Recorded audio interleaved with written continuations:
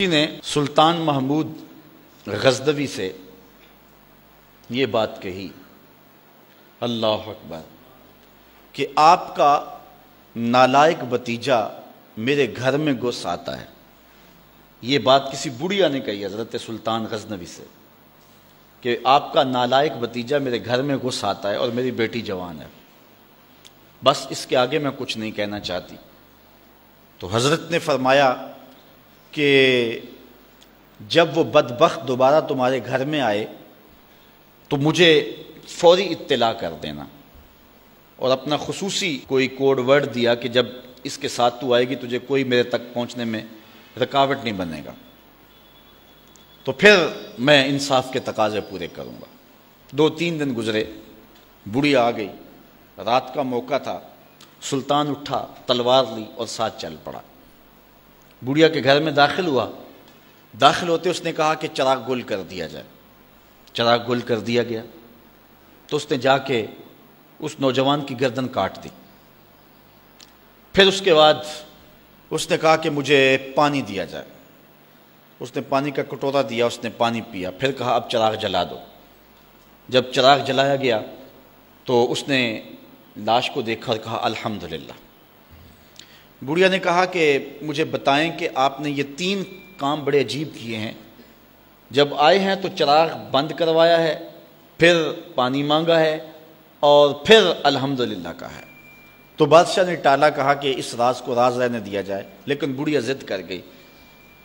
تو بادشاہ نے کہا سنو کہ تم نے کہا تھا کہ آپ کا بھتیجا ہمارے گھر میں گھس آتا ہے اور میری بیٹی جوان ہے، تو جب میں تمہارے گھر داخل ہوا تو میں نے چراغ اس لیے بجھوا دیا تھا کہ کہیں عدل کے تقاضے پورے کرنے میں رکاوٹ نہ بنے اور بھتیجے کا چہرہ مجھے انصاف کرنے سے روک نہ دے، تو میں نے اس لیے چراغ بجھوا دیا۔ کہا بات سمجھ آ گئی۔ تو کہا آپ نے جب چراغ بعد میں روشن کروایا تو الحمدللہ کیوں کہا؟ کہا کہ میں اس دن سے پریشان تھا کہ میرا خون اتنا گندا ہو گیا کہ بادشاہ کا بھتیجا ہو کے ایک بڑھیا کے گھر میں جا کے یوں زیادتی اور ظلم کرتا ہے، لیکن جب چراغ جلا روشن ہوا تو وہ میرا بھتیجا نہیں تھا، وہ کوئی اور تھا، صرف ہمارا نام استعمال کرتا ہے۔ تو میں نے کہا الحمدللہ، یا اللہ تیرا شکر ہے کہ میری نسل اتنی گندی نہیں ہوئی ہے۔ تو کہا آپ نے پھر فوری پانی منگوایا اور پیا۔ بادشاہ نے کہا بڑھیا یہ راز رہنے دو، یہ نہ پوچھو۔ بڑھیا ضد کر گئی کہ نہیں مجھے یہ بھی بتاؤ۔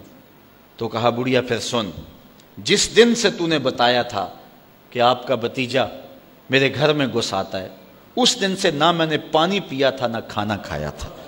میں نے کہا تھا جب تک ظالم کو کیفر کردار تک نہیں پہنچا دیتا اتنی دیر تک نہ کھانا کھاؤں گا نہ پانی پیوں گا۔ اب ظلم کا انجام تو نے دیکھ لیا، اب میرا اتنا حق تو بنتا تھا کہ 2 گھونٹ پانی کے پی لو۔ تو آج نام بھی تو انہی کا باقی ہے، آج ذکر بھی تو انہی کا باقی ہے، جن لوگوں نے عدل و انصاف کے بخیے دھیڑ کے رکھ دیے پھر حرف غلط کی طرح مٹ جاتے ہیں، ان کی قبروں کے نشان بھی باقی نہیں رہتے۔ دنیا کے اوپر کتنے لوگ تھے، رضا شاہ پہلوی دیکھ لیں، ایران کا شہنشاہ ایران دیکھ لیں، کہ پھر بعد میں دیکھیے کہ ان کو قبر کے لیے جگہ نہیں مل رہی ہے۔ تو جنہوں نے عدل کیا، جنہوں نے انصاف کیا، تو زمانے کے اوپر نام انہی کا رہتا ہے، اور کسی ملک میں کسی جگہ پہ عدل و انصاف سے ہی ملک اور وطن قائم رہتے ہیں۔ الملک یدوم بالکفر ولا یدوم بالظلم، ملک کفر سے تو قائم رہ سکتے ہیں لیکن ظلم سے قائم نہیں رہتے۔